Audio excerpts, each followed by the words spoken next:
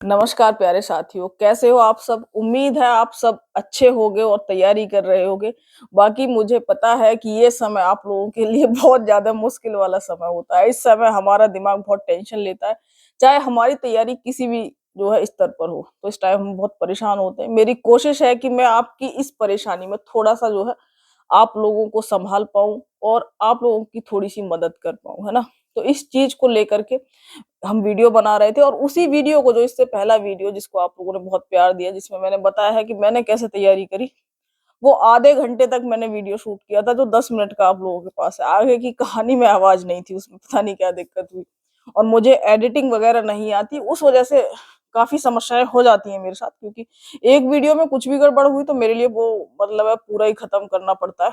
फिर दोबारा पूरा शूट करके डालते हैं ना, बीच में से काटना-पाटना मुझे नहीं आ पाता है ना। और उसके बाद मैंने एक वीडियो और बनाया आप लोगों के लिए जिसे मैंने आज बहुत अच्छे से अपलोड किया और टाइटल टैग सब थंबनेल वगैरह लगा करके फिट कर दिया था। बस पब्लिक होना बाकी था और उसको मैंने फिर चला करके देखा तो उसमें भी आवाज़ नहीं थी और उसे मैंने पहले चेक नहीं करा तो मुझे बहुत दुःख हुआ कि कम से कम 4 घंटे की मेहनत खराब हुई।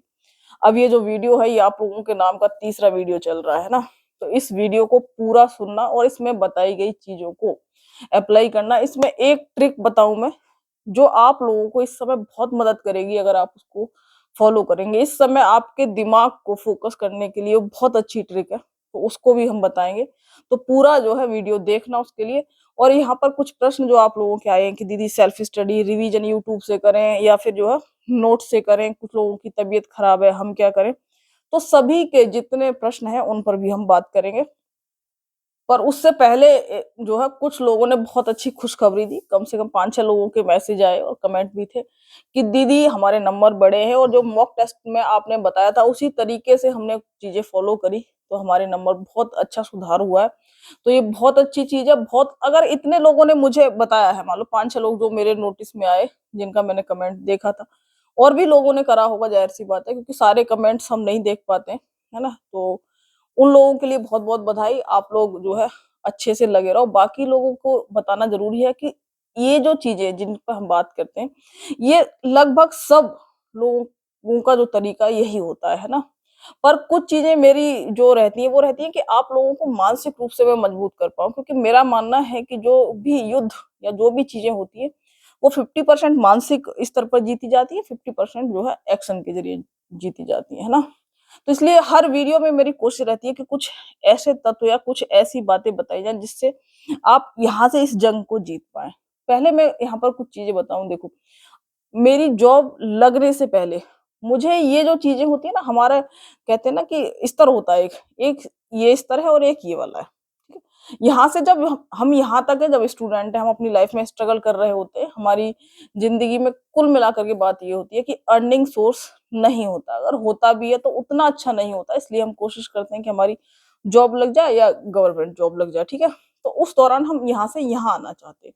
तो हमने यहाँ से यहाँ का रास्ता जो ये होता है, इसको लग के बड़ा लगता है कि ये जो ऊपर लोग पहुँच गए हैं या जिनकी नौकरी लग गई है, ये कुछ अलग ही लेवल के होते हैं। मुझे लगता था, आप लोगों में से लगता होगा, कुछ को हो सकता है ना लगता हो।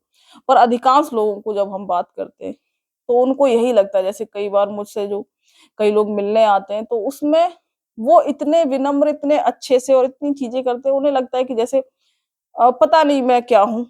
तो मुझे लगता है कि ये हम सबको लगता है जब तक हम वहाँ नहीं पहुँच जाते। अब मान लीजिए मेरी एक जॉब लगी है, अब मुझे कोई दूसरी जॉब भी चाहिए होगी तो वो मेरे लिए ईज़ी है उस पे स्विच करना क्योंकि मुझे इस ल उनका पता है क्योंकि आधी तैयारी या आधा यहाँ से जीता हुआ है युद्ध, है ना? तो आप लोगों को कुछ चीज़ें समझनी होंगी कि जिनकी जॉब लगती है या फिर जिस भी एग्ज़ाम की तैयारी कर रहे होते हो, वो सब नॉर्मल लोग होते हैं मतलब हम सभी होते हैं, पर आप उसको नहीं समझ पाते। जैसे मान लो कि दिल्ली जाना, जो लोग दिल्ली आए हुए हैं पहले, वो उनसे कहो कि दिल्ली चले तो बहुत ईज़ी बात होती है। जैसे हम लोग सहारनपुर से जब दिल्ली आना था, तो ऐसा लग रहा था जब पहली बार दिल्ली आ रहे थे, पता नहीं कहाँ जाना है ना?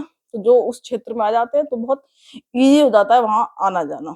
तो आप लोगों को थोड़ा समझना पड़ेगा कि ये भी बहुत ईज़ी है, इतना कुछ अलग से अजूबा नहीं होने वाला है। आप ही लोग सिलेक्ट होंगे, आप में से ही यहाँ आएँगे, ठीक है? तो पहले इस चीज़ को क्लियर कर लो अपने दिमाग में। अब दूसरी चीज़ जो मैंने आप लोगों को पुराने वीडियो में भी बताई थी, मानसिक मजबूती के लिए सबसे जो अच्छा फंडा होता है, वो होता है कि try for the best and prepare for the worst. यहाँ पे बेस्ट का मतलब है कि ट्राई यानी कोशिश तो करो बहुत अच्छा कुछ जिंदगी में पाने के लिए, पर मानसिक रूप से तैयार रहो वर्स्ट यानी बुरी स्थिति के लिए भी। मान लीजिए हमने किसी भी चीज की हम तैयारी कर रहे हैं, अगर उसमें हो गया तो बहुत अच्छी बात है, पूरी कोशिश करो, अगर नहीं भी हुआ तो क्या होगा, है ना? जैसे विकास सर जो है, विकास दिव्य कीर्ति सर का वो है कि मतलब हारने के लिए उनका है ना कि जिंदगी में हार गए तो क्या हुआ, कुछ नहीं हुआ तो तजुर्बा होगा।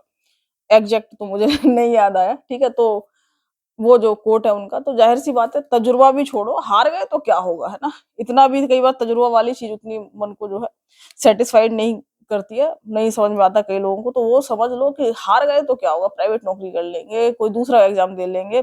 ज़िंदगी किसी एक चीज़ पे खत्म नहीं हो जाती, ज़िंदगी बहुत बड़ी है, ये एग्ज़ाम या नौकरियाँ इस ज़िंदगी का छोटा-सा पार्ट होती है। ये हमें तब समझ में आता है जब हम नौकरी में आ जाते हैं या फिर हमारी एज जो है बहुत ज़्यादा हो चुकी होती है, उस समय समझ में आता है कि ज़िंदगी एक जो है जीवन का छोटा-सा पार्ट है, पूरी ज़िंदगी नहीं है। और कोई भी एक चीज़ पूरी ज़िंदगी होती ही नहीं है, ये उम्र के साथ समझ में आता है या फिर उन चीज़ों से थोड़ा आगे बढ़ जाते हैं तब भी समझ में आ जाता है। तो ये कुछ चीज़ें हैं जो आपके दिमाग में होनी चाहिए। अब आ जाते हैं तैयारी को लेकर के, है ना? तैयारी को लेकर के मैंने कुछ चीज़ें उसमें बता दी थी, अब कुछ इधर आने वाली हैं क्योंकि वो वीडियो पूरा नहीं हुआ, इसलिए थोड़ा मिसमैच कर जाएगा चीज़ें। तो पर आप लोग सुनते रहो, बहुत सी चीज़ें काम की ही रहेंगी, थोड़ी-सी आपको मिसमैच का मतलब है कि दोबारा सुननी पड़ सकती हैं। सबसे पहला जो आपको काम करना है, वो काम करना है जो मैंने भी करा था, जो कि उस वीडियो में नहीं बोला था, वो था कि वो लास्ट में बोला था मैंने उसमें, है ना? कि सिलेबस को जो है आपके पास होना चाहिए। सिलेबस या तो खुद लिख लो, नहीं तो प्रिंट आउट निकलवा लो, पर सिलेबस आपकी जो भी जहाँ पढ़ाई कर रहे हैं, वहाँ दीवार पे चिपका दो या फिर अपने पास रखो, पर उस सिलेबस को पूरा याद ही कर लो एक तरीके से, है ना? ऐसा नहीं होना चाहिए कि मेरा तो मानना है कि सिलेबस याद ही कर लेना चाहिए। मैथ्स के चैप्टर आपके टिप्स पे होने चाहिए, रीजनिंग के चैप्टर्स टिप्स पे होने चाहिए, हिंदी के टॉपिक्स, जीएस के टॉपिक्स सब कुछ रट डालो। कुछ लोग कहेंगे अच्छा इसको याद कर लें, उसको याद वो जो है अपना कब याद करेंगे काम की चीज़ें। अरे इसको याद करने में इतना टाइम नहीं लगने का, बार-बार पढ़ते रहो याद हो जाएगा। पर अगर आप इसको याद कर लोगे, आपके दिमाग में एक खाका बनना तैयार हो जाएगा। आपके दिमाग में जो ये एक अजीब-सी स्थिति रहती है ना कि अग वो अज्ञातवास जैसी कि हमें पता ही नहीं है, पता नहीं कितना सिलेबस है। तो आपके दिमाग में एक ऐसी चीज़ आती है जैसे मान लो आप किसी ग्राउंड में गए, है ना? उस ग्राउंड में गए तो आपको पता ही नहीं है कितना बड़ा ग्राउंड है। आप एक बार उसके चारों ओर घूम के आराम से बैठ जाओ एक कोने पे, तो आपको पता है अरे हाँ, वहाँ इधर इतना है, इधर इतना है। अगर आप शुरुआत में ही गए और एक ही जगह बैठे, थोड़ा-थोड़ा चल रहा है यार पता नहीं कहाँ तक कितना लंबा ग्राउंड है ना? तो एक बार चक्कर लगा दो उस पूरे ग्राउंड का। तो उसी तरीके से होता है कि अगर आपने एक बार सिलेबस को याद कर लिया, तो आपकी ग्रिप में आ जाता है वो कि अरे इतना ही तो है, इतना ही तो करना है ना? तो ये बहुत ज़रूरी चीज़ होती है, ये मैंने करी थी। तो सिलेबस, दूसरा पीवाईक्यू जो मैंने बताए थे आपको कि प्रीवियस ईयर क्वेश्चन्स मैंने लिए थे। कुछ एक बुक्स के नाम भी बताए थे मैंने आपको, तो उतनी चीज़ें मैंने आपको बता दी थी। इसके बाद मेरा देखो पढ़ाई का जो तरीका था ना बेटा, कि मेरे को चीज़ें बहुत अच्छे से समझ में आ जाती हैं, जल्दी समझ में आ जाती हैं। पर मेरे अंदर ना कुछ कमियाँ हैं कि मुझसे बहुत लंबे टाइम तक लगातार एक रूल्स फॉलो नहीं होते, है ना? कुछ लोगों को होता है ना कि लगातार पढ़ रहे हैं, मेरा हो सकता है कि 2-3 दिन पढ़ लिए, अगले 2 दिन कुछ मामला गड़बड़ है तो डिफरेंट तरीके से पढ़ रहे हैं। तो ये मेरी कमी थी, है ना? प्लस पॉइंट ये था कि मुझे जल्दी चीज़ें समझ में आ जाती हैं। अब इस दौरान हम करते क्या थे, मान लो मैंने बताया था कि हम मैथ्स पढ़ रहे हैं, मैथ्स को पढ़ते-पढ़ते हम बोर हो गए और जिस दिन मेरा कुछ भी पढ़ने का मन नहीं कर रहा है, तो उस दौरान मेरी आदत थी कि हमेशा या तो मॉक टेस्ट लगा दिया। मॉक टेस्ट लगाने से क्या होता है कि जब आपके नंबर्स कम आते हैं और आप परेशान होते हैं, तो आपके दिमाग में एक भूख बढ़ती है ना? आपको पता चलता है कि कितने पानी में हो, अभी कितनी दूर जाना है। तो जब आपके अंदर भूख बढ़ेगी तो ज़ाहिर-सी बात है कि आप फिर से जो है पढ़ने लग जाएँगे, आपका मन पढ़ने को करने लग जाएगा। अब इसमें समझिए कि कुछ लोगों का मॉक टेस्ट को लेकर के बहुत ज़्यादा परेशान हो रहे हैं, कह रहे हैं कि 70, 80, 90 जितने भी क्वेश्चन्स आ रहे हैं, आप लोगों के क्वेश्चन सही हो रहे हैं, तो उसको लेकर के मतलब इतने परेशान हैं जैसे कि उनका एग्ज़ाम हो गया और वो इसमें फेल हो गए। इसका सिंपल सा मतलब है कि मॉक टेस्ट देने का कि मॉक टेस्ट आपको बता रहे हैं कि आपकी स्थिति क्या है ना? और जो भी स्थिति है उसमें सुधार किया जा सकता है, बिल्कुल किया जा सकता है, 100% हम लिख कर दे सकते हैं जिसके जहाँ पर जितने भी नंबर आ रहे हैं उसमें तो सिंपल सी बात है कि आपको पैनिक नहीं होना है। कहने का मतलब है आपने थर्मामीटर लगाया, आपको पता चला कि बुखार है, अब हाय तौबा नहीं मचानी है, ज़ाहिर-सी बात है मेडिसिन लीजिए और जो ज़रूरी चीज़ें हैं वो करिए। तो ये आपकी स्थिति को बता रहा है। अब सपोज़ करिए मॉक टेस्ट नामक कोई चीज़ ही ना हो, आप लोग पढ़ाई कर रहे हैं, बस पढ़ते जा रहे हैं और अचानक एक ही दिन जाकर के पेपर देंगे तब, है ना? तब आपको पता ही नहीं है कि आपकी स्थिति क्या है। मान लो आप शुरुआत में बस पढ़ते रहें, टेस्ट सिर्फ़ एग्ज़ाम में जा कर के दें, है ना? तो ओके क्या स्थिति होगी? इसमें बस कुछ ही लोगों को फ़ायदा होगा, बाकियों को पता भी नहीं चलेगा। जो बहुत से लोग सुधार कर सकते थे, वो नहीं कर पाते। तो इससे हमें हमारी कमियाँ पता चलती हैं। इससे हमें पता चलता है कि हमें क्या काम करना है। इससे हमें पता चलता है कि हमें डायरेक्शन क्या रखनी है अपनी तैयारी की। इससे पता चलता है कि किस चीज़ पर मेहनत करनी है। अब दूसरी चीज़ आती है कि मेहनत करनी है, ज़ाहिर-सी बात है, ये तो हमें पता चल गया इन-इन टॉपिक्स पे मेहनत करनी है। उस मेहनत को बहुत अच्छा बनाया जा सकता है अगर हम तैयारी को थोड़ी-सी, है ना? ऐसी चीज़ों का मिश्रण कर लें उसमें, जैसे याद करने के लिए मैंने बहुत बढ़िया वीडियो बनाई थी जादुई ट्रिक करके कि मैंने पिछले 15 सालों से इस तरीके से चीज़ें याद करी हैं। मैं आपको बताऊँ कि ये मैंने 7-8 में जब हम पढ़ रहे थे उस समय स्कूल में, और इन्हीं तरीकों से हम चीज़ें याद करते थे। बाद में मुझे पता चला जिनको आप लोग ट्रिक्स कहते हैं, जो वर्तमान में बहुत ज़्यादा प्रचलित हैं। ये मैंने उस समय अपने स्कूल में खुद ही बनाने की मुझे आदत थी। किसी भी चीज़ को बनाकर जो है कहानी बना कर के ही हम याद करते थे। उसको लेकर के मैंने एक वीडियो बनाया हुआ, जिसका लिंक इसमें मैं दे दूँ, है ना? डिस्क्रिप्शन में जाकर देख लेना। नहीं तो study tips by Babita Yadav जो प्लेलिस्ट है इस चैनल पर, उस पर जाकर के देख लेना एक बार कि जादुई ट्रिक्स मतलब कैसे याद करनी है कोई चीज़। कोई भी चीज़ याद करनी है, तो मेरा तरीका वही रहता है, हमेशा ट्रिक्स बना कर के, और वो डेफ़िनेटली बहुत काम करती है। बस आपको इस्तेमाल करना अगर आता है तो वो ब्रह्मास्त्र, नहीं चलाना आता तो पड़ा हुआ जंग खाता रहेगा। वो चीज़ बहुत ज़रूरी है। सन याद करनी है तो उसके लिए भी मैंने वीडियो बनाया हुआ था। बहुत सारे जो पुराने मेरे वीडियोज़ हैं उनमें भी चीज़ें बताई हुई थी। संविधान की काफ़ी पुरानी वीडियोज़ हैं, उनमें भी मैंने बताया हुआ था। अनुसूची वाले में भी बताया हुआ था। तो जो वो चीज़ें हैं ना जिनसे आप लोग, थोड़ी-सी चीज़ें भी बताई हैं मैंने, क्योंकि उसका बहुत अच्छा रिस्पॉन्स नहीं आया, तो आगे की चीज़ें नहीं बताई मैंने, क्योंकि मुझे लगा कि शायद उतना नहीं आप लोगों के लिए काम कर रही हैं। पर जितनी बताई हैं उनसे आप अनुच्छेद याद कर सकते हैं। उनसे आप धाराएँ याद कर सकते हैं। उनसे मैंने खुद बहुत सारी चीज़ें याद करी हैं जो आज तक मुझे याद है। तो उनसे चीज़ें याद करिए, थोड़ा-सा ट्रिक के हिसाब से याद करिए और वो आप इस्तेमाल करना सीख लेंगे। अगर किसी को फिर भी दिक्कत आ रही है तो बताना, हम बता देंगे एक बार और।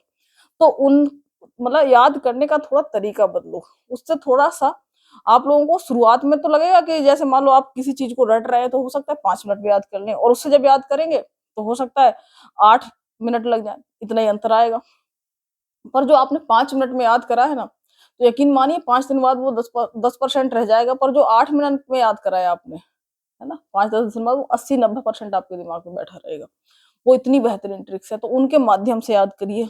अब सब लोगों को समस्याएँ आती हैं जिनको कि भई मैथ्स को लेकर के क्या करा जाए? तो मैथ्स को लेकर के मैंने बहुत सारी वीडियोज़, शॉर्ट्स वीडियोज़ भी, लॉन्ग वीडियो भी बनाई हुई है। पर मैं फिर से बताऊँ कि जब भी कोई चीज़ हमें मुश्किल लग रही होती है, तो उसे पार्ट्स में डिवाइड करा जाता है, ताकि हमें सुविधाजनक रहे। अब इसी को तुम कई सारे उसमें देख सकते हो, जैसे कि मान लो हमें घर बनाना है, घर में कमरे बनाते हैं, नहीं तो फिर एक साथ ही सारा ना बना के बस खड़ा कर दें, जो दीवारें लगा दी और ऊपर से छत डाल दी, बात खत्म। पर हम उसको डिवाइड कर लेते हैं, अच्छा ये कमरा है, एक कमरा ये है, ये बैठने का है, यहाँ लिविंग रूम है, इधर जो है डाइनिंग का है, किचन है, लैट्रिन है, बाथरूम है ना? ताकि हमें रहने में उसमें क्या रहे, सुविधा रहे।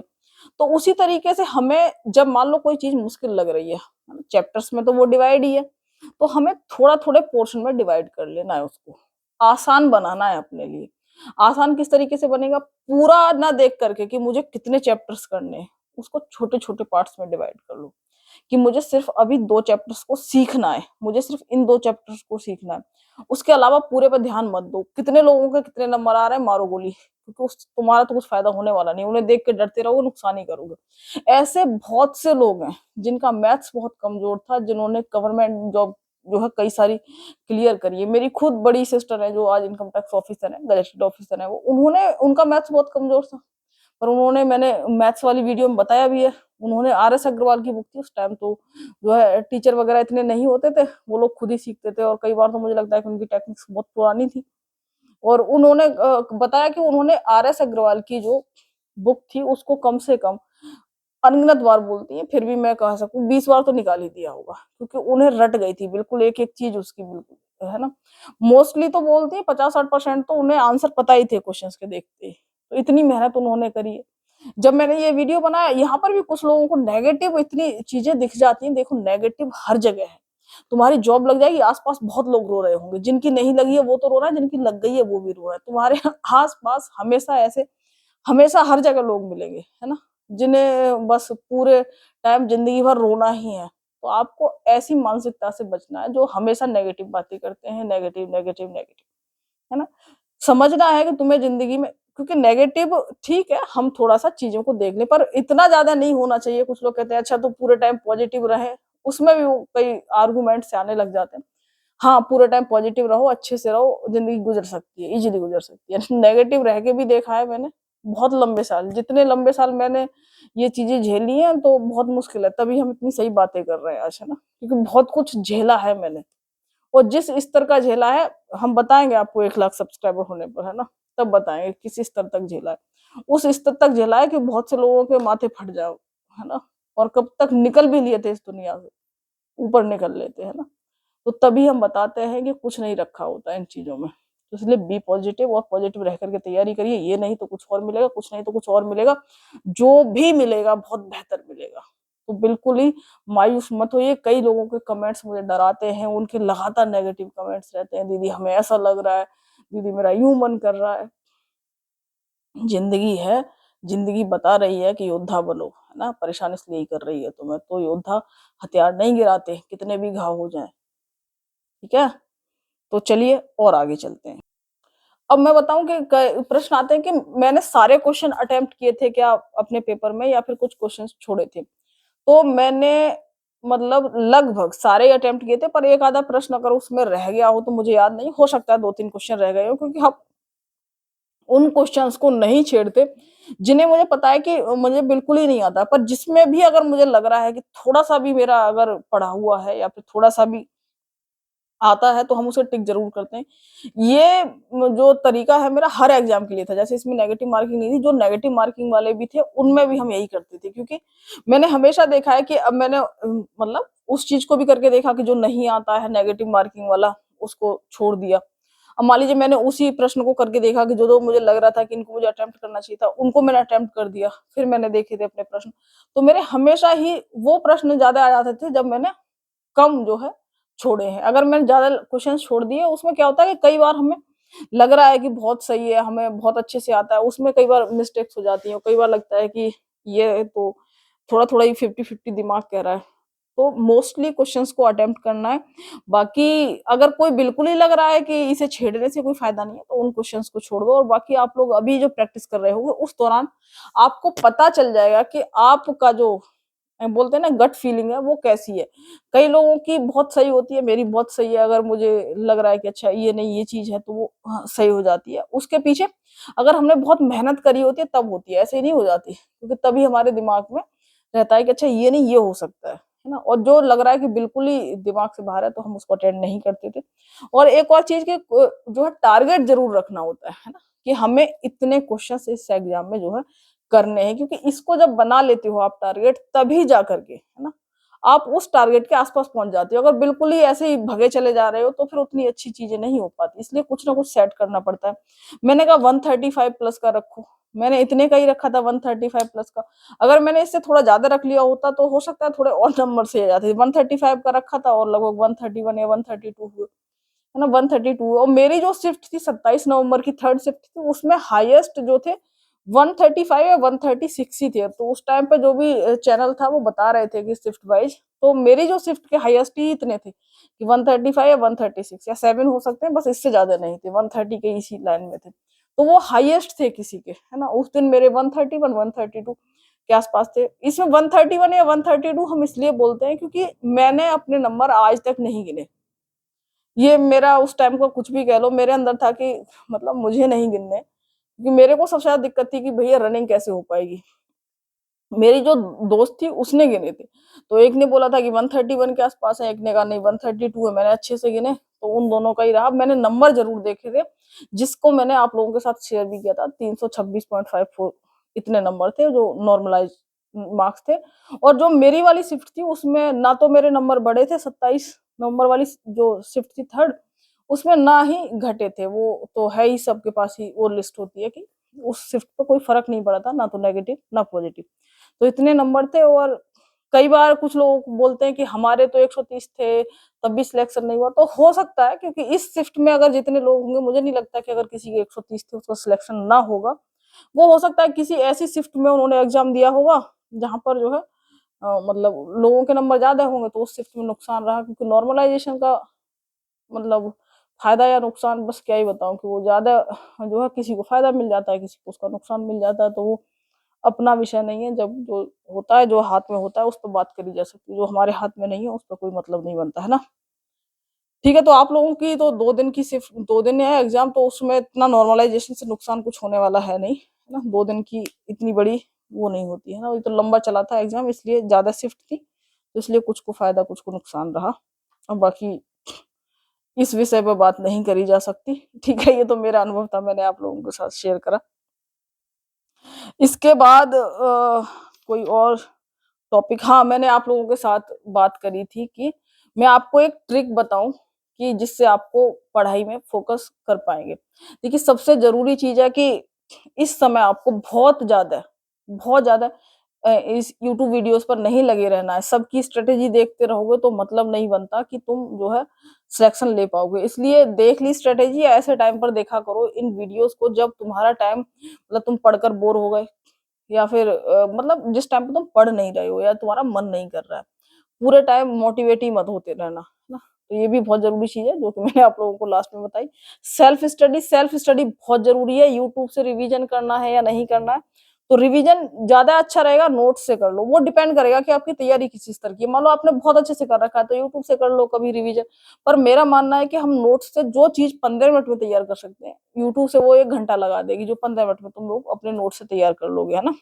तो उससे कर लो। जिन लोगों की तबीयत खराब है, तो पहले तबीयत पे थोड़ा ध्यान दो, थोड़ा-थोड़ा पढ़ते रहो और तबीयत अगर है तो डॉक्टर से जल्दी उसे रिकवर कर लो। मेरी खुद की तबीयत 1 महीने पहले डेंगू हुआ था मुझे और ये एग्ज़ाम अगर 1 महीने शिफ्ट ना हो तो मुझे लगता है उस टाइम मेरा सिलेक्शन भी ना हो पाता, है ना? तो 1 महीने तबीयत खराब रही थी। तो बहुत से लोग हैं जिनकी बहुत ज़्यादा तबीयत खराब थी, बहुत ज़्यादा मतलब ऐसी-ऐसी कहानियाँ हैं जो तुम सुनोगे तो लगेगा कि यार बहुत तगड़ा स्ट्रगल रहा था।